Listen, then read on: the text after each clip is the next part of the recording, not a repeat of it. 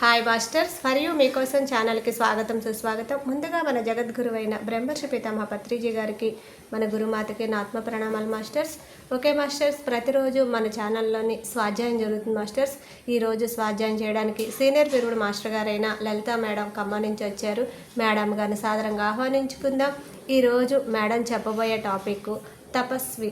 ఈ గొప్ప ఆత్మజ్ఞానం అందించడానికి మేడం గారికి వెల్కమ్ చెప్దాం మాస్టర్స్. నమస్తే madam, welcome madam. Thank you very much. అయితే ముందుగా మనం ఇది సెషన్ స్టార్ట్ చేసే ముందు మనందరి గురువు గారైన బ్రహ్మర్షి సుభాష్ పత్రిజీకి నా ఆత్మపూర్వక జ్ఞానాలు తెలియజేసుకుంటూ మరి ఆలస్యం చేయకుండా మన సెషన్లో వెళ్ళిపోదాం. ఈ బుక్ ఇంట్రడక్షన్ ఇద్దాము, ఎందుకంటే కొత్త వాళ్ళు జాయిన్ అవుతూ ఉంటారు కాబట్టి. ఈ బుక్ తపస్వి అనమాట. తపస్వి అంటే దేని గురించో చెప్పుకుందాం. ఫస్ట్ భూమి పైన మన భూమి ఉంది కదా, భూమి పైన మన ఖనిజ సంపద ఉంది, వృక్ష సంపద ఉంది, జంతువు ఉంది కదా. ఈ శిలాజలాలు అంటాం కదా, యానిమల్ ప్లానెట్, మన వృక్ష సంపద, ఇవన్నీ వృక్ష జాతి, మానవ జాతి, ఇవన్నీ ఉన్నాయి కదా. అసలు ఎలా పుట్టింది, ఎందుకు పుట్టింది? అసలు మనకి ఎప్పుడు అందరికీ ఒక డౌట్ ఉంది, అసలు సృష్టి ఎందుకు, అసలు ఎలా వచ్చిందని మనం రకరకాలుగా తెలుసుకున్నాం కూడా కొంతమంది. కాబట్టి ఇది మళ్ళీ ఒకసారి ఏం చెప్తారో ఒకసారి తెలుసుకుందాం మనం. ఎందుకు పుట్టింది, ఎలా పుట్టింది, అసలు ఎవరి ద్వారా పుట్టింది? అసలు ఇలాంటి ప్రశ్నలకు విశ్వజ్ఞానులు ఉంటారు కదా, విశ్వానికి సంబంధించిన మాస్టర్స్ ఉంటారు కదా, అజ్ఞానులు, వాళ్ళు తెలియజేసిన సత్యం అంట ఈ తపస్వి. అసలు అయితే ఏంటనేది నిన్నటి దాకా ఎక్కడి దాకా వచ్చామంటే, ఒక ఆయన ఉంటాడు, వృద్ధ తాపసి అనమాట. ఆయన వృద్ధ సన్యాసి. ఆయన దగ్గరకు యువ సన్యాసి రావడం జరుగుతుంది. ఆ యువ సన్యాసి మనసులో ఏమనుకున్నా తెలిసిపోతూ ఉంటుంది ఇతనికి, వృద్ధ సన్యాసికి. అయితే ఈ వృద్ధ సన్యాసి యువకుడిగా ఉన్నప్పుడు కొంతమంది లామాసు ఏం చేస్తారంటే, ఆ చైనా యొక్క అధికారులు ఉంటారు కదా, వాళ్ళు ఈయన కనుగుడ్లు పెరికేస్తారు. ఎందుకని? తనకు తెలిసిన దేవరహస్యాలు, అంటే దీనికి యాక్చువల్గా తెలియదు ఇతనికి, యువకుడిగా ఉన్నప్పుడు. తెలిసేమో అని వాళ్ళు అనుకొని క్రూరంగా దేవరహస్యాలు చెప్పనందుకు కనుగుడ్లు పెకిలించేస్తారనమాట. అతను ఇప్పుడు ప్రస్తుతం వృద్ధుడైపోయాడు. అసలు వృద్ధుడు అలాగా యువకుడిగా ఉన్నప్పుడు ఆ కనుగుడ్లు పెట్టేయడం కానీ ఎంత కష్టపడి ఆ కొండల కోనలు అలా పాకుతూ ఆ రక్తస్రావం జరుగుతుంటే, ఆ నీరు గారుతుంటే, ఆ కళ్ళు అట్లా దొరికిన గడ్డి, చెట్టు కొమ్మలు, ఇవి లేత చిగుళ్ళటి ఏ ఉంటాయి కదా, అవన్నీ తినుకుంటూ పాకుతూ రాత్రనక పగలనక అలా బ్రతికాడనమాట. అయితే అలాంటి టైంలో కొంతమంది ఇదంతా కూడా ఒక యువ సన్యాసికి చెప్దామని అతని గురువులు అతన్ని పంపిస్తారు ఇతని దగ్గరికి. ఇతన్ని ఏం చేస్తారంటే, అలా యువకుడిగా ఉన్నప్పుడు కనుగుడ్లు పెరిగివేయడం పడిన అప్పట్లోనే కొంతమంది మాస్టర్స్ వచ్చి తీసుకెళ్ళిపోతారు ఇతన్ని. ఒక వాళ్ళ లోకం అనమాట. అదే లోకము ఏంటనేది మనకి ఇంకా ప్రస్తావించబడలేదు. అది అన్ని విషయాలు వాళ్ళు ఏం చెప్పారంటే, కొన్నాళ్ళ తర్వాత నీకేం భయపడకు, నీకేం కాదు, కొన్ని సంవత్సరాల తర్వాత నువ్వు ఒక యువ సన్యాసి వస్తాడు నీ దగ్గరికి, అతనికి ఇదంతా చెప్పాలి, అందుకని మేము నిన్ను సిద్ధం చేస్తున్నాము అని చెప్పి ఎలా సిద్ధం చేశారు ఏంటని ఇతను అన్ని చెప్తున్నాడు ఆ యువ సన్యాసికి. మరి అక్కడ దాకా వచ్చాము, ఎక్కడికో కొన్ని వాళ్ళ లోకాలకైతే తీసుకెళ్ళిపోతాడు. అతను శ్రోతపు పడిపోయినప్పుడు తీసుకెళ్ళిపోయి అతను వింతగా ఉంటారు, మరగుజ్జుల్లాగా. గొంతులను బట్టి గుర్తుపడతాడు, గుడ్డివాడు కదా. అతనికి ఒక పీట లాంటిది వేయటము, వెనకాల ఆనుకునే ఇప్పుడు మొక్కాలి పీట అంటారు కదా, అలాగా 4 వైపులు కోళ్ళు ఉంటాయి, ఆనుకునేది ఉంటుంది, దాని మీద కూర్చోబెట్టడము. వాళ్ళు ఇన్నాళ్ళు ఇతను గుడ్డితనంగా ఉండి కొంచెం ఆత్మదృష్టి ఉంటుంది అంటారు కదా, మనోదృష్టి ఈ గుడ్డిగా ఉన్న వాళ్ళకి, దాని ద్వారా ఈయన అనుభవించాడు కదా. దాదాపు ఇక చావు బతుకుల పరిస్థితిలో ఉన్నట్టు ఉన్నాడు అనమాట. ఇతను ప్రాణం ఒకటే ఉంది, ఎముకల గూళ్ళగా నడుస్తున్నా కూడా ఎముకలు టప్టప్లాడుతుంటాయి, ఇతనికి సౌండ్ వస్తుంటాయి. గొంతు కూడా చాలా రోజులు మాట్లాడలేదనమాట. ఇతను వచ్చేదాకా కూడా యువ సన్యాసి గొంతు విప్పల, అందువల్ల అతను గొంతు కూడా గరగరం అంటుంది అనమాట. అలాంటి పరిస్థితిలో ప్రాణం కూడా పట్టుకొని ఇతనికి చెప్తున్నాడు ఏం జరిగింది అనేది. కాబట్టి కొంతమంది మరగుజ్జులు ఉన్నారంట, కొంతమంది ఎవరెవరో ఉన్నారంట. ఈయన మనోదృష్టితో చెప్పి వాళ్ళ మాటలను బట్టి వాళ్ళ ఏంటో ఒక రకమైన శబ్దాలు చేస్తూ గోలగోలగా ఉంటే భయపడిపోతాడు ఏం జరుగుతుందని. నువ్వేం భయపడకు, నిన్నేం చేయవు, నీకైతే ప్రమాదం ఏముండదు అని చెప్పి వాళ్ళందరూ ఎవరైనా సరే ఒక డిస్కషన్ పెట్టకుండా ఏది చేయలేము అని చెప్పి ఒక సన్యాసి వస్తాడు. అందుకే మేము తీసుకొచ్చాము అని వాళ్ళు ఏం భయపడకంటే, అమ్మయ్య నాకేం భయం లేదని చెప్పి అక్కడ జరిగిందంతా యువ సన్యాసికి చెప్తున్నాడు అనమాట. ఇంతవరకు నేను వచ్చాము, మరి ఏం చెప్తున్నాడు అనేది ఈరోజు చూద్దాం. దీంట్లో అయితే 1వ భాగం 2వ భాగం ఏం లేదు, అసలు ముందు మాట అనేది లేదు, కంటిన్యూగా జరుగుతూ ఉంటుంది. నిన్న ఇక్కడ దాకా చెప్పుకున్నాం కదా, భయపడకు అన్నట్టు ఇవన్నీ చెప్పుకున్నాం కదా. అయితే వీళ్ళు అంటున్నారు, ఒక విషయం గుర్తుపెట్టుకో, ఎంత గొప్పగా ఎదిగినా సరే ఏదో ఒక విషయంలో వాద ప్రతివాదనలు అనేవి ఉంటాయి, కాబట్టి ఇదంతా మేము ఇలా చేస్తున్నాము, నువ్వేం భయపడకు అని చెప్తున్నారు. అయితే వీళ్ళు ఎక్కడికి, వేరే గెలాక్సీనా ఎక్కడ తీసుకెళ్లారు అని అనుకుంటున్నాడు ఈయన. అయితే చల్లగా కాంతిహీనంగా ఉందన్నమాట అక్కడ. అదే వృద్ధుని గుహలో యువ సన్యాసి వింత వింత ప్రాణ కథల, అలాంటి ప్రాణుల యొక్క వింత వింత ప్రాణులని చెప్పుకున్నాం కదా, వాళ్ళ యొక్క కథ వింటూ అందులో మునిగిపోయాడు యువ సన్యాసి. కానీ ఆకలి బాధ తెలియనంత మైమరుపు మాత్రం రాలేదంట. అయితే తినటానికి ఏమన్నా కావాలని ఈయన మనసులో ఏమన్నా అనుకుంటే ఈ వృద్ధ సన్యాసికి తెలిసిపోతుంది. గురువులందరికీ అట్లనే తెలుస్తుంది కదా. తెలిసిపోయి, సర్లే ఇప్పుడు ఆకలి తీరడమే ముఖ్యము, నువ్వు నీ ఆహారం తయారు చేసుకో, నేను ఈ లోపల అలా వెళ్ళొస్తానని చెప్పి ఆయన మళ్ళీ గుహ లోపల భాగంలోకి వెళ్ళిపోతాడు ఆ వృద్ధ సన్యాసి. అయితే తిరిగి చెప్తున్నాడు అనమాట. అయితే నెమ్మదిగా వచ్చాడట వృద్ధుడైతే. అనుభవం లేని ఆ యువకునికి సైతం ఆ వృద్ధునిలో శక్తి క్షీణించిపోతుందని అర్థమైంది యువ సన్యాసికి. అయితే రొప్పుతో కూర్చొని ఉన్నాడట ఆ వృద్ధ సన్యాసి. నా టైం అయిపోతుంది, కానీ నాకు అందించబడిన జ్ఞానాన్నంతా నీకు ఇచ్చే వరకు నేనైతే వెళ్ళలేను. ఇదిగో మీ గురువు గారు ఇచ్చిన ప్రత్యేకమైన బలమైన మూలికలు కొన్ని చుక్కలు ఇవి. ఒక బాటిల్ తెచ్చాడు అనమాట. ఆ చుక్కలు నేను ఎలాంటి సమయంలో అయినా సరే ఉపయోగించడానికి ఇచ్చారనమాట వీళ్ళ వీళ్ళ గురువులు. కాబట్టి నేను సొమ్మసిల్లి పడిపోయినప్పుడు చనిపోతానేమో అని నీకు అనిపిస్తే ఈ చెప్పడం ఆపేసి, ఇప్పుడు ఒక జ్ఞానాన్ని ఇవ్వడానికి వీళ్ళని, ఇతన్ని ఇలా తయారు చేశారు కదా. మధ్యలో చావు బతుకుల మధ్యలో ఉన్నాడు, కొంచెం ఆఖరి దశలో ఉన్నాడు అన్నాం కదా. అట్లాంటి ఒకవేళ నీకు చెప్పే టైంలో ఏదైనా నాకు ప్రాణాపాయ పరిస్థితి వస్తే ఒక చుక్కలు అనేది నాకు వెయ్యి అని చెప్తాను అనమాట. సొమ్మసిల్లి పడిపోయి చనిపోతానేమో నీ భయం వేస్తే గనక నా నోట్లోకి బలవంతంగా 6 చుక్కలు వెయ్యి అని చెప్పి ఒక ఇస్తాడనమాట. అప్పుడు నేను తేరుకుంటాను. నా కార్యాన్ని నెరవేర్చే వరకు ఈ శరీరాన్ని వదలడానికి నాకు అనుమతి లేదు. కాబట్టి అలాంటి పరిస్థితి వస్తే నా నోట్లో 6 చుక్కలు వెయ్యి అని చెప్తాడనమాట. తన అంగీలో వెతుకుని ఒక చిన్న రాతి సీసా ఇస్తాడనమాట. ఆ యువ సన్యాసి దాన్ని జాగ్రత్తగా అందుకున్నాడు. సరే ఇప్పుడిక కొనసాగిద్దామని వృద్ధ సన్యాసి చెప్తున్నాడు. నేను అలసిపోయి విశ్రాంతి తీసుకోవాల్సి వచ్చినప్పుడు నువ్వు తిని విశ్రాంతి తీసుకోవచ్చు. నేను అలసిపోయి ఎప్పుడైనా నేను రెస్ట్ తీసుకోవడానికి వెళ్తానో అప్పుడు కూడా నువ్వు రెస్ట్ తీసుకోవచ్చు అని చెప్తున్నాడు అనమాట. ఇది నీకు నాకు ప్రాణం కన్నా ఎక్కువైన సమాచారం, గుర్తుపెట్టుకో. ఇవన్నీ కూడా నేను ఏదైతే చెప్తానో జాగ్రత్తగా విని, అవన్నీ ముఖ్యమైన సమాచారం నీకు నాకు కూడా. ఎందుకంటే అతను ఇతని దగ్గర నుంచి జ్ఞానాన్ని తీసుకొని ప్రపంచానికంతా అందించాలి యువ సన్యాసి.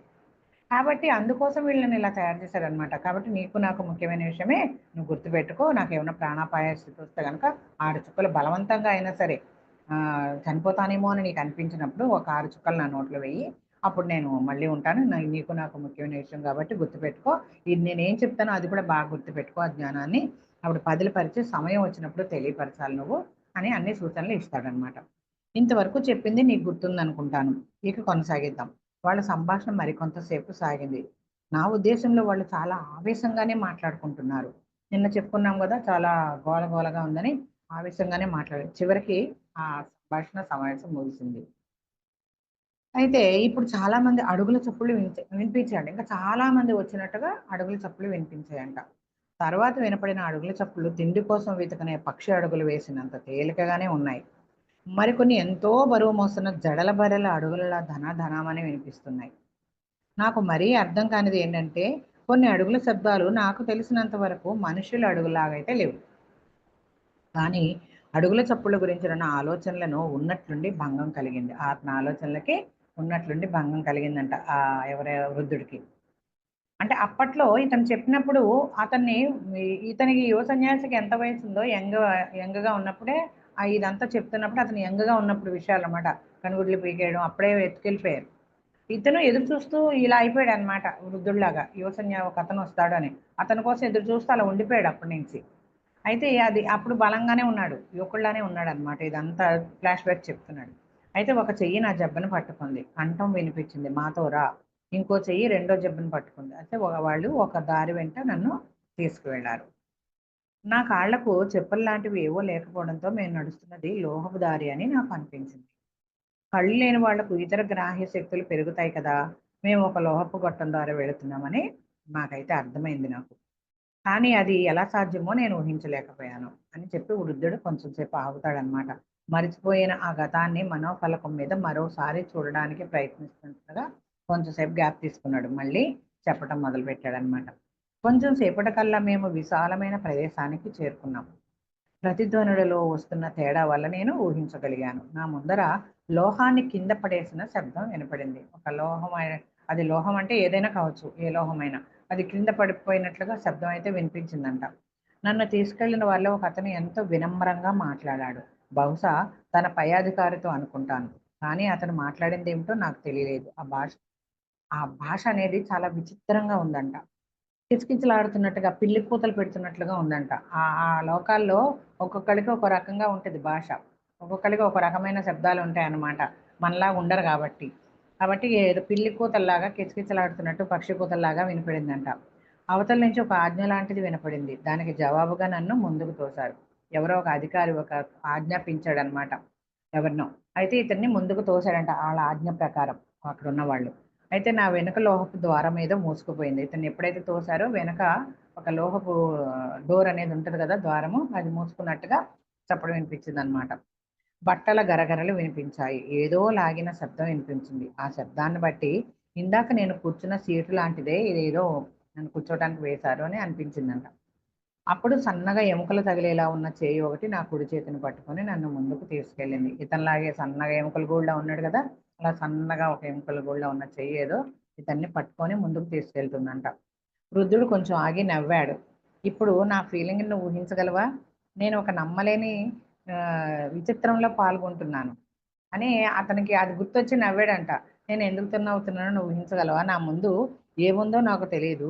నన్ను తీసుకెళ్తున్న వాళ్ళు ఇంకేమీ ఆలోచించకుండా నమ్మాలి నేను. నా ముందు ఏం జరుగుతుందో నాకు తెలీదు. ఒక విచిత్రమైన పరిస్థితిలో ఉన్నాను. నువ్వు ఊహించగలవా అది? నన్ను వాళ్ళు ఎక్కడికో తీసుకెళ్తున్నారు. అది కూడా నాకు తెలీదు. అది కానీ నేనైతే నమ్మాలి వాళ్ళు చెప్పిన మాటలు.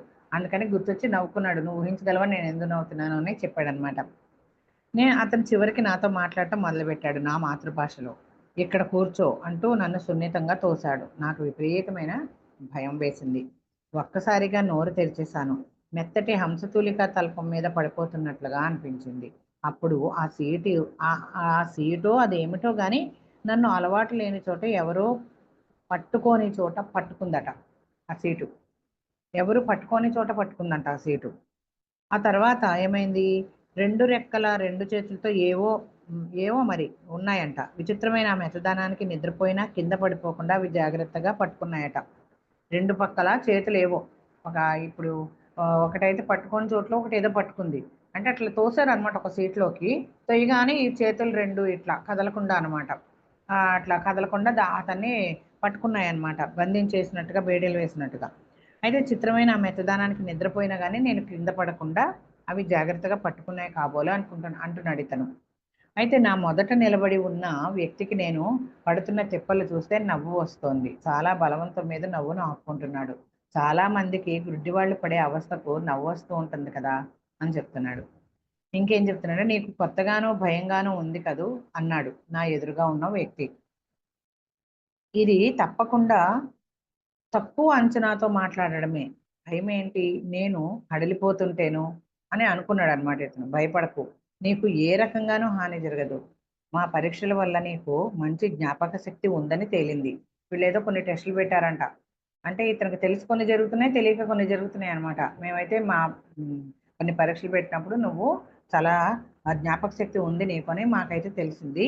కనుక నీకు సమాచారాన్ని అందివ్వబోతున్నాం. నీ జ్ఞాపక శక్తి వల్ల నీకు గుర్తుపెట్టుకొని రాబోయే అతనికి చెప్తామని అందించబోతున్నాము. దానిని నువ్వెప్పుడు మర్చిపోకు. అంతేకాదు చాలా కాలం తర్వాత నీ దగ్గరికి ఒక వ్యక్తి వస్తాడు. ఇందాక చెప్పుకున్నాం గదా! ఇతను యంగ్‌గా ఉన్నప్పుడు తీసుకెళ్ళిపోయారు. అతని జ్ఞానాన్నంతా లోతులంతా రిపేర్ చేస్తున్నారనమాట. ఏదో తయారు చేస్తున్నారు దాన్ని సిద్ధంగా జ్ఞానాన్ని అందుకోడానికి. అక్కడ ఉన్న జ్ఞానాన్ని. అయితే ఇతను చాలా కాలం తర్వాత వస్తాడు అని చెప్పారనమాట. వస్తాడు. అతనికి నువ్వు ఈ సమాచారం అందజేస్తావు. అలా అతను ధైర్యవచనాలు చెప్తున్నా నాకంతా చిత్రంగాను, విచిత్రంగాను, భయంగాను అనిపించింది. ఏమీ అర్థం కాలేదు. నేనేమి మాట్లాడకుండా మౌనంగా కూర్చున్నాను. అతను ఏం మాట్లాడతాడో విందామని. కాసేపటికి అతడన్నాడంట. గతాన్నంతా నువ్వు చూడబోతున్నావు. భూలోకం ఎలా పుట్టిందో, మీ దేవతల మూలం ఏమిటో, ఆకాశంలో మీరు చూసే దేవతారథాలు ఎందుకు మండుతూ ఉంటాయో, ఇవన్నీ కూడా నువ్వు చూడబోతావిప్పుడు. అందంట ఆ స్వరం ఏదో. అయ్యా! నేను చూడబోతున్నానని మీరంటున్నారు. కానీ నా కనుగుడ్లయితే పెరికేశారు కదా! లేవు కదా! నేను గుడ్డివాడిని. నాకు చూపు లేదు అని అన్నాను. అయితే కోపంగా గొణగడం వినిపించిందంట. అంటే ఇతను పదే పదే ఇదే చెప్పేసరికి ఇప్పుడు చూడండి, మనం ఊరికే పదే పదే అదే మనం చెప్తున్నా కానీ ఎదుటోళ్ళు చెప్తున్నా కానీ మనకు కొంచెం కోపం విసుగు లాంటిది వస్తుంది. అట్లనే ఈయన ప్రతి పదే గుడ్డు లేని వాడిని నాకేం చూపిస్తున్నారు, నేను చూడలేను కదా అనేసరికి కోపంగా గొణుగుతున్నట్లుగా అనిపించిందంట. ఆ తర్వాత సమాధానం కాస్త విసురుగానే వచ్చిందంట. నీ గురించి మాకు అంతా తెలుసు. అసలు నీ గురించి నీకంటే మాకే ఎక్కువ తెలుసు. నీ గురించి నీవు ఎప్పటికీ తెలుసుకోలేని విషయాలు కూడా మాకు తెలుసు. నువ్వు ఎప్పటికీ తెలుసుకోలేవు నీ గురించి. అలాంటి విషయాలు కూడా మాకు తెలుసు. నీ కనుగుడ్లు పీకేశారు. కానీ ఆప్టిక్ నరం చక్కగా పనిచేస్తుంది. కనుగుడ్లు లేకపోయినా ఆప్టిక్ నరం ఏదో అది పనిచేస్తుంది బానే.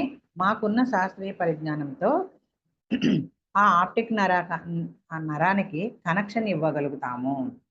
నీకు కనుగుడ్లు పీకేసినా సరే ఆప్టిక్ నరం ఏదో పనిచేస్తుంది. దానికి మేము కనెక్షన్ ఇస్తాం. కాబట్టి నీకేమీ కాదు. ఇప్పుడు మేము మీకు చూపించాలనుకున్నవన్నీ నువ్వు చూడగలుగుతావు అని వాళ్ళు వివరంగా చెప్తారంట. ఇతను కనుగుడ్లు పీకినా కూడా ఆప్టిక్ నరం ఏదో ఒకటి ఉందంట. అది పనిచేస్తుందంట. దానికి వీళ్ళు కనెక్షన్ ఇస్తారంట సైంటిఫిక్‌గా. కాబట్టి నువ్వు చూడగలుగుతావు అని చెప్తున్నారనమాట. అంటే నాకు శాశ్వతంగా కంటి చూపు వచ్చేస్తుందా మళ్ళీ అడిగాడంట ఇతను. రాదు. నిన్ను ఒక కార్యార్థమై ఉపయోగించుకుంటున్నాము. నీకు శాశ్వతంగా కంటి చూపు ఇవ్వటం అంటే నీ లోకానికి అతీతమైన శాస్త్ర పరిజ్ఞానంతో నిన్ను మీ లోకానికి వదిలిపెట్టడం అవుతుంది. అలా చేయడానికి మాకు అనుమతి అయితే లేదు. ఇంతవరకు మాట్లాడుకున్నది చాలు అని నా అసిస్టెంట్‌లను పిలుస్తాను అని చెప్పి అన్నాడనమాట. ఇతను ఒక వాళ్ళందరికి అధికారి అనమాట. నేను అసిస్టెంట్‌లను పిలుస్తాను. ఇంతవరకు మాట్లాడుకున్నదే చాలు అని చెప్పి అన్నాడు. కొంచెం సేపటికల్లా వేళ్ళతో తట్టిన చప్పుడు, దాని తర్వాత లోహాన్ని కింద పడేసి జరిగిన శబ్దం కూడా వినిపించినాయంట. ఏవో మాట్లాడుకోవడం వినిపించిందంట. ఆ గొంతుని బట్టి ఇద్దరు వచ్చారు లోపలికి అని అర్థమైందంట ఈ వృద్ధుడికి. నేను కూర్చున్న సీటు జరుగుతున్నట్లుగా అనిపించింది. గబుక్కున లేవబోయాను.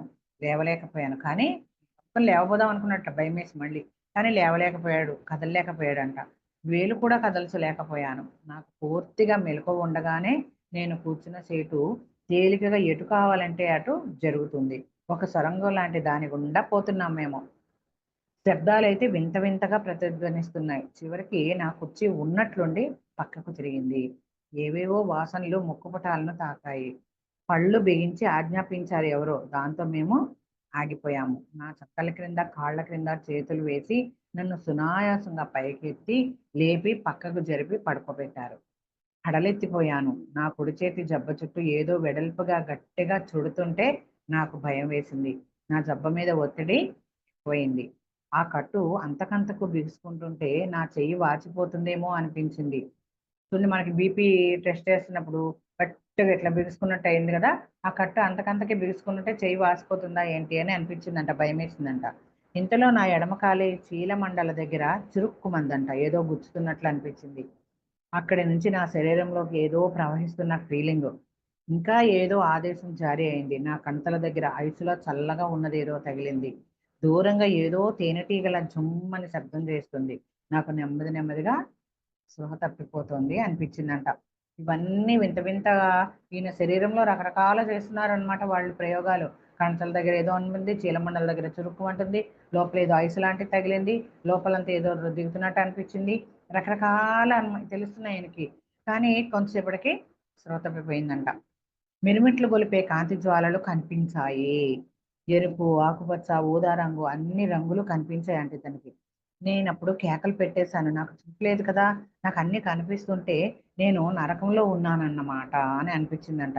ఆ దెయ్యాలు నన్ను హింసించడానికి సిద్ధం చేసుకుంటున్నారేమో అని అనిపించిందంట. ఏదో కూచుగా ఉన్నదానితో పొడిచిన నొప్పి కలిగిందంట. ఈళ్ళు ఇలా ఆలోచిస్తుండగా, అంటే కొసగా, కూచుగా అంటే ఇక్కడ షార్ప్‌గా ఉన్న దానితో పొడిచినట్టుగా అనిపించిందంట. నొప్పి కలిగిందంట. నిజానికి పొడిచింది కేవలం చిన్న సూదితోనే. ఆ తర్వాత నాకు భయం తగ్గిపోయింది. ఇక నేను దేనిని పట్టించుకోలేదు. నా మాతృభాషలోనే నాతో మాట్లాడుతూ ఒక స్వరం వినిపించిందంట. భయపడకు. మేము నిన్నేమీ గాయపరచం. నువ్వు చూడగలగడానికి వీలుగా మేము సర్దుతున్నాము. ఆ కంటి దగ్గర అదేదో ఒక నరం ఉందని అన్నారు కదా! అప్టిక్ నరం ఏదో, దానిని సర్దుతున్నారనమాట. కొంచెం చూడడానికి వీలుగా. కాబట్టి మేము సర్దుతున్నాము. నీకిప్పుడు ఏ రంగు కనిపిస్తుంది? నేను భయం మరిచిపోయి నాకు కనిపిస్తున్న రంగుల పేర్లు చెప్పుకుపోసాగాను. అయితే ఈ చూడగలుగుతున్నాడనమాట. ఏ రంగు కనిపిస్తుందంటే అతనికి కనిపిస్తున్న రంగులన్నీ చెప్తూ ఉన్నాడంట. అని చెప్తున్నప్పుడు చెప్పోసారి ఎరుపు ఆకుపచ్చ అంటూ ఉన్నట్లుండి ఆశ్చర్యంతో కేక పెట్టాను. నేను పూర్తిగా చూడగలుగుతున్నాను. కానీ కనపడుతున్నది ఏంటో నాకు అర్థం కాలేదు. ఎంత విచిత్రంగా ఉంది. ఇతనికి ఏం జరుగుతుందంటే ఆప్టిక్ పొర ఏదో ఉంది కదా కళ్ళ లోపల కనుగుడ్లు పెరికేసిన దానిని సరిచేస్తున్నారనమాట వీళ్ళు. అందుకే ఇక్కడ చురుక్కుమని గుచ్చినట్టు, చీలమండ మీద చురుక్కుమన్నట్టు, ఐసు ఏదో పెట్టినట్టు, లోపల ఏదో పాదరసం లాంటిది దిగుతున్నట్టు ఇదంతా కూడా వాళ్ళు ఇతన్ని తయారు చేస్తున్నారు, సిద్ధం చేస్తున్నారు అనమాట. అదంతా నువ్వు భయపడకు, ఆ పొరది మేము కన్ను చూపు, ఆ పొర ఉంది కదా దాన్ని సరిచేస్తున్నాము. కాబట్టి నీకు ఇప్పుడు ఏం పర్లేదు, నువ్వేం కనిపిస్తుందో అది చెప్తూ ఉండు నాకు అంటే సడన్ గా ఇతను కనిపిస్తున్న రంగులన్నీ చెప్తున్నాడు. ఆకుపచ్చ, ఎరుపు అని చెప్పేసరికి ఆశ్చర్యంతో పెద్ద కేకేశాడంట. ఇప్పుడు స్పష్టంగా కనిపిస్తుందంట. అందుకని ఇతనికి సడన్ గా అన్ని కనిపిస్తున్నాయని ఆశ్చర్యంతో పెద్ద కేక పెట్టాడంట. చాలా విచిత్రంగా ఉందంట. కనపడుతున్నది ఏమిటో మాత్రం అర్థం కావట్లేదంట. అయితే వర్ణించనలవి కాని దానిని ఎవరైనా ఎలా వర్ణిస్తారో, ఏదో లోకం అక్కడ ఏంటేటో కనబడుతున్నాయి. కానీ ఇతనికి తెలియట్లేదు. చూపైతే కనపడుతుంది. వర్ణించడానికైతే వీలు కుదరట్లేదు అనమాట. ఎలా వివరిస్తారు ఎవరైనా? కనపడుతున్న దాన్ని వర్ణించడానికి భాషలో తగిన పదాలు లేనప్పుడు, మాటలు చాలనప్పుడు, భావం కలగనప్పుడు ఇతరులకు ఏం వర్ణించగలుగుతారు ఎవరైనా? ఇక్కడ మనకు టిబెట్లో దేవుళ్ళను గురించి, దెయ్యాల గురించి చెప్పుకోవడానికి కావలసినన్ని పదాలున్నాయి. కానీ దేవుళ్ళ పనులను, దెయ్యాల పనులను వర్ణించాలంటే ఏ పదాలు ఉపయోగించాలో, ఏం చేయాలో, ఎలా చెప్పాలో, ఎలా చిత్రీకరించాలో నాకు తెలియటం లేదు. చూశానని మాత్రమే చెప్పగలను. అయితే నా శరీరంలో నుండి నేను చూడటం లేదు. శరీరంలోంచి చూడట్లేదు ఇతను. ఎందుకంటే నేను చూడగలుగుతున్నాను. అంటే ఆ సూక్ష్మ శరీరం అన్నమాట ఇదంతా చూస్తుంది ఇప్పుడు ప్రస్తుతం. అయితే ఆయనకి మత్తొచ్చినట్టుగా అనిపించింది గదా! మత్తిచ్చేసారనమాట. ఇప్పుడు ఇతను ఎలా చూడగలుగుతున్నాడు? సూక్ష్మ శరీరంతో బయటకొచ్చి అక్కడ చూడగలుగుతున్నాడనమాట. అంటే ఇతనికి గుడ్డులకి ఆ పొరకి ఆ నరం అయితే ఉంది కదా! ఆప్టిక్ నరం దానికి సైంటిఫిక్‌గా ఏదో రిపేర్ చేశారనమాట. కనెక్షన్ ఇచ్చారు ఆ లోకాల నుంచి చూడడానికి అన్నీ. కాబట్టి ఇదంతా చెప్తున్నాడనమాట. చూసాడు గానీ ఎలా వర్ణించాలో తెలియట్లేదు. అయితే నా శరీరంలోంచి నేను చూడట్లేదు. ఎందుకంటే నన్ను నేను చూడగలుగుతున్నాను. అది చూస్తుంటే నన్ను నేను సమాయత్తపరుచుకోవడం కష్టంగా ఉంది. ఇలాంటి అనుభవం మరెన్నడూ రాకూడదు అని అనుకుంటున్నా. అది నన్ను కృంగదీస్తుంది. ఈ అనుభవం కృంగదీస్తుందంట. అంటే కొంచెం నొప్పిగా, బాధగా ఏదేదో చేసేస్తున్నారు శరీరాన్ని. మరి ఉంటది కదా! ఇలాంటి అనుభవం అయితే నాకు రాకూడదని నేను కోరుకుంటున్నాను. అసలు మొదటి నుంచి ఏమైందో మొదలుపెడతాను అని చెప్తున్నాడనమాట. ఆ గొంతులో ఒక గొంతు నన్ను అడిగింది. చాలా మందొచ్చారు గదా! చాలా మంది గొంతులు. ఆ గొంతులో ఒక గొంతు అడిగిందంట ఈ వృద్ధుడిని. నాకు కనిపిస్తున్న రంగులు చెప్పమని. తర్వాత నాకు ఈ భయంకరమైన అనుభవం కలిగింది. నేను గుడ్లప్పగించి చూస్తున్నాను. ఇంతకుముందు ఎప్పుడూ తెలియని కొత్త అనుభవం ఇది. నేను సగం పడుకున్నట్లుగా, సగం కూర్చున్నట్లుగా ఉన్నాను. ఇలా వెల్లకిలా పడుకొని ఇక్కడ లేసి కూర్చుంటే ఎట్లా ఉంటాము? సగం పడుకొని, సగం కూర్చున్నట్లు అట్లా ఉన్నాను అని చెప్తున్నాడు.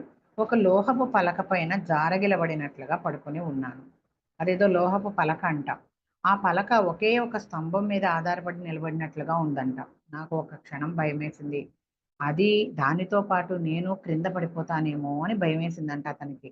అక్కడి పరిసరాలు చాలా క్లీన్‌గా శుభ్రంగా ఉన్నాయంట. ఎంత శుభ్రంగా ఉండటం నేను ఎప్పుడూ చూడలేదు. ఇంత చక్కగా పరిశుభ్రంగా ఉండడం ఇతను ఎప్పుడు ఎక్కడ చూడలేదంట.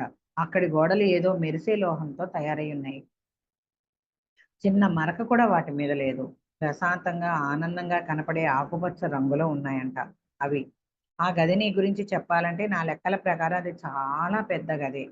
అక్కడున్న పెద్ద పెద్ద పరికరాలను గురించి నేను చెప్పాలంటే నాకు మాటలు చాలవు అంటున్నాడు ఆ వృద్ధుడు. అవి ఎంత విచిత్రంగా ఉన్నాయో నేనైతే చెప్పలేను అని అంటున్నాడు. ఇంకా ఏం చెప్తున్నాడంటే ఆ గదిలో ఉండేవాళ్ళు ఓహో! అసలు చెప్పలేనంత అదిరిపోయాను నేను అంటున్నాడు ఆ గదిలో ఉన్న వాళ్ళ గురించి. వెర్రిగా కేకలైతే పెట్టేశాడంట. చెప్పడానికి తెలియట్లేదు దీనికి ఎలా చెప్పాలనేది. వెర్రిగా కేకలు పెట్టేశాను. అప్పుడు అనుకున్నాను ఇది కేవలం వాళ్ళు నాకు ఇచ్చిన కృత్రిమ దృష్టి వల్ల అలా కనిపిస్తున్నారే తప్ప అదైతే ఏది నిజం కాదు అని అంటున్నాడట. అక్కడ ఏదో ఒక యంత్రం ఉందంట. దాని ప్రక్కన ఒక వ్యక్తి నిలబడి ఉన్నాడంట. అతను మనలో అతి పొడవైన పర్యవేక్షకుడి కన్నా రెండింతలు ఎత్తు ఉన్నాడనిపించిందంట. 14 అడుగులు ఎత్తున్నాడంటే ఏకంగా మనకు 6 అడుగులు ఉంటేనే 6 అడుగుల 6, 2, 3 ఉంటేనే ఎంతో ఎత్తు అనుకుంటాం. 14 అడుగులు ఉన్నాడంట అతను పొడవుగా. అయితే ఇంకేం చెప్తున్నాడు? 14 అడుగులు ఉన్నట్టుగా అనుకోవచ్చు అని ఇతను చెప్తున్నాడు అనమాట. అతని తల అసాధారణంగా గుండ్రంగా పొడవుగా ఉండి పైకి వెళ్ళే కొద్దీ సన్నబడుతూ నిలబెట్టిన కోడిగుడ్డులా ఉందంట. అంత పొడుగున్న అతని తల మళ్ళీ ఆ పైన. అతని తల మీద వెంట్రుకలే లేవంట. మనిషి మాత్రం చూడటానికి దిట్టంగా ఉన్నాడంట. ఒక రకమైన ఆకుపచ్చ రంగు అంగీ లాంటిది ధరించి ఉన్నాడంట. అతనే కాదు, అక్కడి వాళ్ళంతా ఆకుపచ్చ దుస్తుల్లోనే ఉన్నారు. గొంతు నుంచి మడమల వరకు ఉంది అంట ఆ అంగి. గొంతు నుంచి మడమల దాకా అయితే మొత్తం లాంగ్ మిడి ఏదో అంటాం చూడండి, లాంగ్ ఫ్రాకులు అన్ని వచ్చినాయిగా ఇప్పుడు. అట్లా ఉన్నదనమాట. అయితే చేతులను మణికట్టుల వరకు కప్పి ఉందది. ఆ చేతుల వంక చూసి భయపడ్డాను. ఆ చేతుల మీద చర్మం లాంటిది ఉంది. మిగిలిన వాళ్ళు చేతులను చూశారంట. అయితే గుడ్లు మిటకరించి మరీ చూశాడట. అందరి చేతుల మీద కూడా అదేదో విచిత్రమైనది పూసుకున్నట్లుగా ఉందంట. అంటే ఇతను ఏదో రిపేర్ చేయడానికి వచ్చారు కదా, తయారు చేయడానికి, అదంతా ఏదో పూసుకున్నారంట చేతులకి. దానికి మతపరమైన ప్రాధాన్యత ఏమున్నదోనని నేను ఆశ్చర్యపోయాను. లేదా వాళ్ళు నేను శుభ్రంగా లేనని నా నుంచి ఏమన్నా తమకు అంటుకుంటుందేమో అని అలా పూసుకున్నారా ఏంటి? వాళ్ళు భయపడ్డారా అని ఇతను అనుకుంటున్నాడు అనమాట. నా దృష్టిని ఆ స్థూలకాయం నుండి మరల్చాను. ఇద్దరు వ్యక్తులైతే నా దృష్టిలోకి వచ్చారు. వాళ్ళ ఆకృతులను బట్టి వాళ్ళు ఆడవాళ్ళని అర్థం చేసుకున్నాను. ఒక ఆమెమో నల్లగా, ఇంకొక ఆమెమో తెల్లగా, చాలా తెల్లగా ఉన్నారట. ఆమెకు కొంచెం ఉంగరాల జుట్టు ఉందంట. ఇంకొక ఆమెకేమో తెల్లని సాదా జుట్టు ఉందంట. అయితే నాకు ఆ ఆడవాళ్ళ విషయంలో బొత్తిగా అనుభవం లేదు గనక నేను ఆ విషయాన్ని పక్కన పెట్టేద్దాం అనుకున్నాను. నీకు కూడా ఆ విషయంలో ఆసక్తి ఉండకూడదు కదా! ఇప్పుడు చూడండి, ఒక యోగి ప్లేస్‌లో ఉన్న వాళ్ళకి, ఒక మార్గంలో ఉండే వాళ్ళకి ఆడవాళ్ళని చూసి ఆకర్షించటం అనేది ఒక అడ్డంకి అన్నమాట. కాబట్టి అతను, నీకు నేను ఆళ్ళని పట్టించుకోవట్లేదు. నీకు కూడా ఆ విషయం అవసరం లేదనుకుంటున్నాను. ఉండకూడదు కదా నీకు కూడా అని చెప్తున్నాడనమాట. ఆ ఆడవాళ్ళిద్దరు నన్ను కన్నార్పకుండా చూస్తున్నారు. అప్పుడు వాళ్ళలో ఒక ఆమె తన చేతిని ఎటో చాపిందంట అట్లా అటువైపుగా. అయితే అటువైపు నేను ఇంతవరకు చూడలేదు. అక్కడ సాధారణంగా ఉన్న ఒక మరగుజ్జును చూశాను. ఆ మరగుజ్జు శరీరం చాలా చిన్నగా 5 ఏళ్ల వయసు పిల్లవాడి శరీరము ఉన్నంతగా ఉందంట. 5 ఏళ్ల పిల్లోడు ఉన్నట్టుగా మరగుజ్జు శరీరం. కానీ తల వామ్మో చాలా పెద్దదట. పెద్ద అర్ధగోళాకారంలో కలశం బురుజులాగా ఉందంట. గుడి పైన కలశం ఉంటది కదా! బురుజు, కోట బురుజులు అయి ఉంటాయి కదా! అక్కడ ఏదైతే కలశం ఉంటదో అలా ఉందంట. పెద్ద తల ఉందంట. ఒక కలశంలాగా ఉందంట. అయితే బురుజులాగా ఉందంట. ఒక కోట బురుజులాగా. అయితే ఆ తల మీద జుట్టే లేదట అసలు. గెడ్డం చాలా చిన్నగా, నోరు మన నోరులానే అయితే లేదంట. త్రికోణాకారంలో ఉందంట. ఇట్లా డైమండ్ షేప్‌లో. త్రికోణాకారంలో. చప్పడి ముక్కుంది. అయితే అతను అందరిలోకి చాలా ముఖ్యమైన వ్యక్తిలాగా ఉన్నాడంట. ఇంతున్నాడు గానీ, అతని ఆకారం అంతలా ఉంది గానీ, అందరిలోకి చాలా ముఖ్యమైన వాడిలాగా అనిపించాడట. ఎందుకంటే మిగిలిన వాళ్ళంతా ఆయన వైపు ఎంతో గౌరవంగా చూస్తున్నారు కాబట్టి, అతను చాలా ముఖ్యమైన వాళ్ళ అనిపించాడు అని చెప్తున్నాడు. కానీ ఆ స్త్రీ మళ్ళీ తన చేతిని కదిలించిందంట. ఇప్పుడు ఒక ఇద్దరు స్త్రీలొచ్చారు గదా! ఒక స్త్రీ అటు చూపించింది. చూపించినప్పుడు చూసాడు. అప్పుడు ఇతనికి అనిపించాడు పొట్టిగా మళ్ళీ ఇంకో వైపు చూపించిందంట ఆ స్త్రీ. అంతవరకు నేను గమనించిన వ్యక్తి కంఠస్వరం నా మాతృభాషలో మాట్లాడింది. ఏమని? "ముందుకు చూడు. నీకు నువ్వు కనబడుతున్నావా?" అని అడిగిందంట. అలా అడుగుతూనే ఆ మాట్లాడుతున్న వ్యక్తి నా దృష్టిలోకి వచ్చాడు. ఆ వ్యక్తి చాలా మామూలుగా ఉన్నట్లుగా ఉన్నాడు. మామూలుగా అంటే ఒక వ్యాపారిలాగా, భారతీయ వ్యాపారిలాగానే ఉన్నాడు.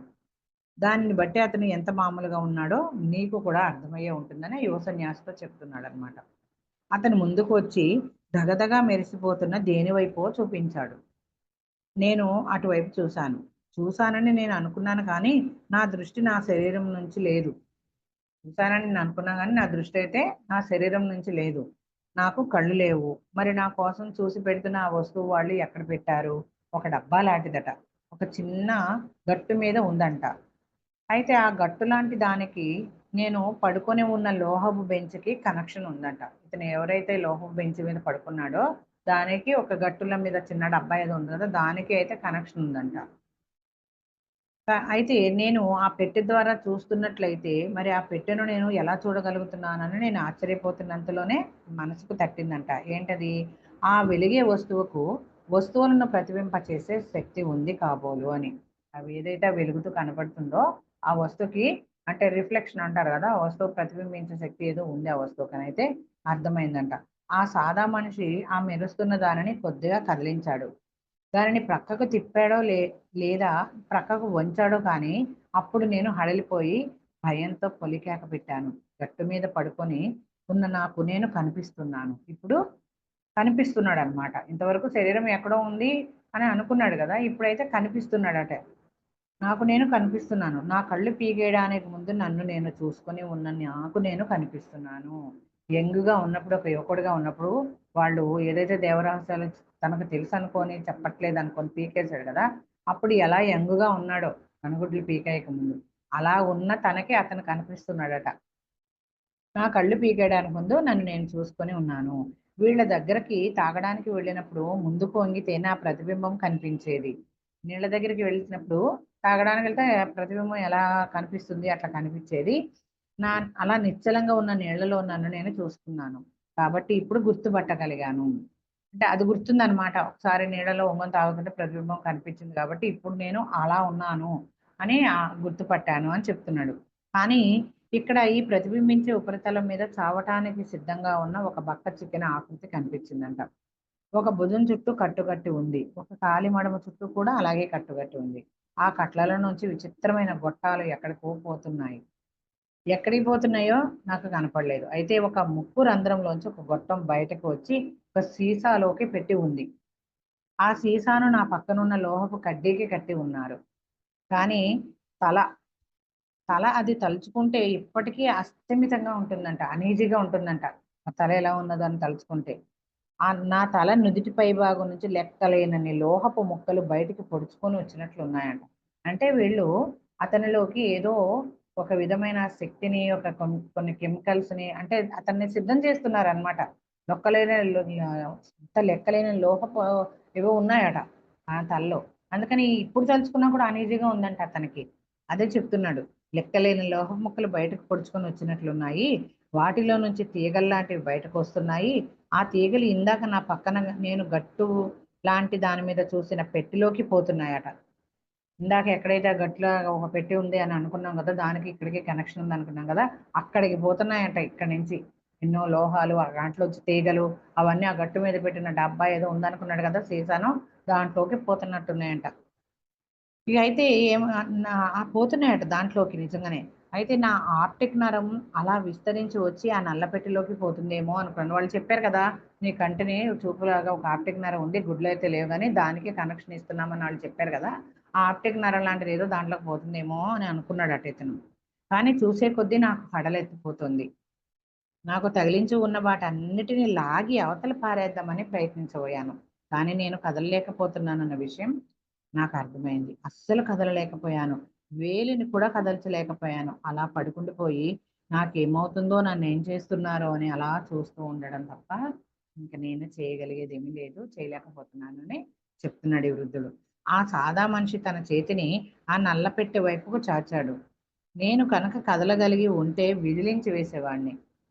అతను నా కళ్ళల్లోకి వేళ్ళు పెట్టి పొడుస్తున్నట్లుగా అనిపించిందంట. చేసే పని కళ్ళల్లోకి వేలు పెట్టి పొడిచేస్తున్నాడేమో అనిపించిందంట. ఆ భ్రమ అంత గట్టిగా అనిపించింది. అయితే అతను అలా చేయలేదు కానీ కొద్దిగా కదిలించాడు. అప్పుడు నాకు వేరే దృశ్యం కనిపించింది.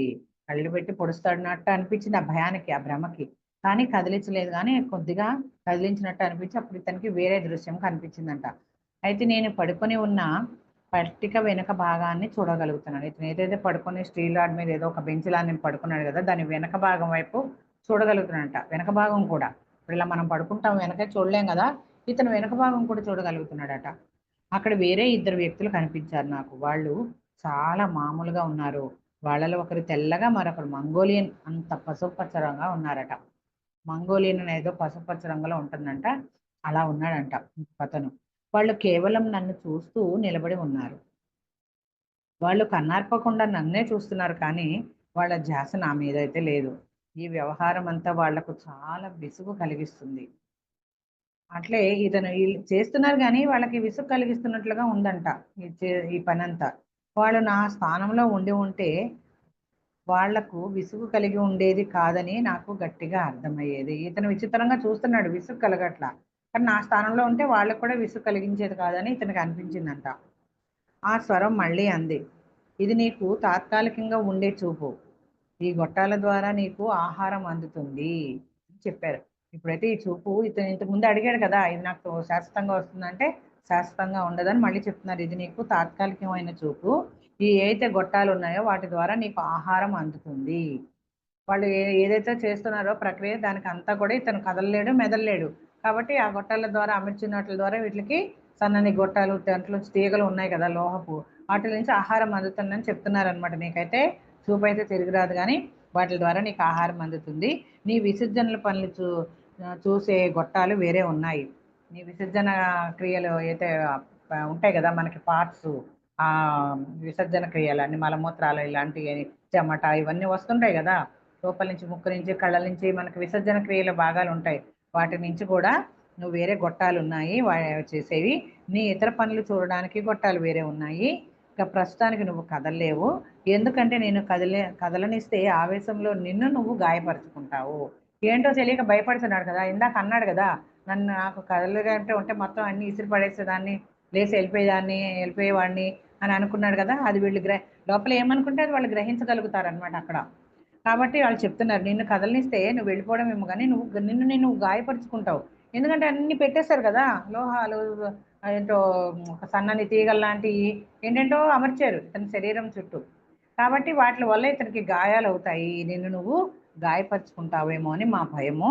నీ క్షేమం కోసమే నువ్వు కదలకుండా చేశాము మేము, నువ్వు క్షేమంగా ఉండాలని అని చెప్తున్నారు వీళ్ళు. అయితే భయపడకు, నీకు ఏ కీడు అయితే జరగదు.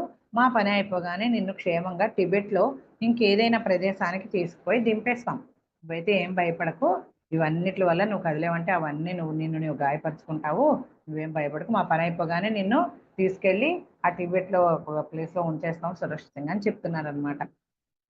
అయితే నీ ఆరోగ్యం చాలా బాగుపడి ఉంటుంది. కళ్ళు ఉండవన్నది తప్ప నువ్వు మామూలుగానే ఉంటావు. నీకు మేము మా ప్రక్రియ అంతా అయిపోయాక నిన్ను ఎక్కడైతే టిబెట్లో తెచ్చామో అక్కడైతే ఒక ప్రదేశంలో క్షేమంగా ఉంచుతాము. అప్పుడు నీ కళ్ళైతే రావు, కానీ నువ్వైతే ఆరోగ్యంగా ఉంటావు, నీకేమీ కాదు అని చెప్తున్నారనమాట. నువ్వు మామూలుగానే ఉంటావు. ఈ నల్లపెట్టె మోసుకుంటూ తిరగడం కుదరని పని అని నువ్వు అర్థం చేసుకుంటావు అని చెప్తున్నారు. అతను నా వైపు చూసి సన్నగా చిరునవ్వు నవ్వాడు. నవ్వి తర్వాత నా కనుచూపు మేరలో నుంచి దాటి వెళ్ళిపోయాడు. ఇతనికి భయపడుతున్నాడు అని చెప్పి ఇవన్నీ ఎందుకు అమర్చారో, ఆహారం కోసం, మల విసర్జన క్రియల కోసం అలా అన్ని చెప్పి, నువ్వు ఒకవేళ కదిలితే గనక నిన్ను ఎందుకు కదలకుండా చేశామంటే, నువ్వు ఒకవేళ కదిలితే ఇవన్నీ గుచ్చుకొని నువ్వు గాయపరుచుకునే అవకాశం ఉంది వీటి వల్ల, అందుకని ఇలా అన్ని అమర్చాము. కాబట్టి నువ్వేం భయపడకు. మా పని అయిపోగానే ఏదైతే ప్రయోగం చేసినామో మా పని అయిపోగానే నిన్ను తీసుకెళ్ళి టిబెట్లో ఎక్కడ తీసుకొచ్చామో అక్కడ ఒక ప్లేస్లో, వేరే ప్లేస్లో అయితే ఉంచేస్తాము. నీ కనుచూపు అయితే రాదు, కానీ నువ్వు మునుపటి కన్నా ఆరోగ్యంగా ఉంటావు, మామూలుగా ఉండిపోతావు. కాబట్టి నువ్వేం భయపడకు అని చెప్పి అతనికి అక్కడి నుంచి వెళ్ళాడనమాట. కానీ అయితే అతనికి అర్థం కాలేదంట. అయితే అక్కడ వస్తువులు సరిగ్గా ఉన్నాయో లేదో చెక్ చూసుకుంటూ వాళ్ళు అటు ఇటు తిరుగుతున్నారట. అక్కడ గుండ్రంగా విచిత్రంగా ఉన్న వస్తువులు చిన్న చిన్న కీటకాలుగా ఉన్నాయట. గుండ్రంగా అలా రకరకాలుగా ఉన్న వస్తువులు చిన్న చిన్న క్రిమి కీటకాలు ఉంటాయి, అట్లా ఉన్నాయంట. వెనుక ఏవో చిత్రమైన గుర్తులు కనపడుతున్నాయట ఒక గాజు వెనుక. అయితే అవి తప్పించి ఇంతకు మించి వాటిలో చెప్పుకోదగినది ఏమీ లేదంటున్నాడు ఆ వృద్ధుడు. వాటిలో ఏ అర్థము ఉన్నట్లు నాకు అనిపించలేదు. ఊరికే అలా ఒకసారి చూశాను వాటి వైపు. నాకు అవి బొత్తిగా అర్థం కాలేదు. అందుకే వాటిని ఇంక నేను పట్టించుకోలేదు అని చెప్తున్నాడు అనమాట. Thank you madam, thank you so much madam. For you మీకోసం మన ఛానల్కి వచ్చి ఎంతో గొప్ప ఆత్మజ్ఞానం అందించారు మేడం. Thank you madam.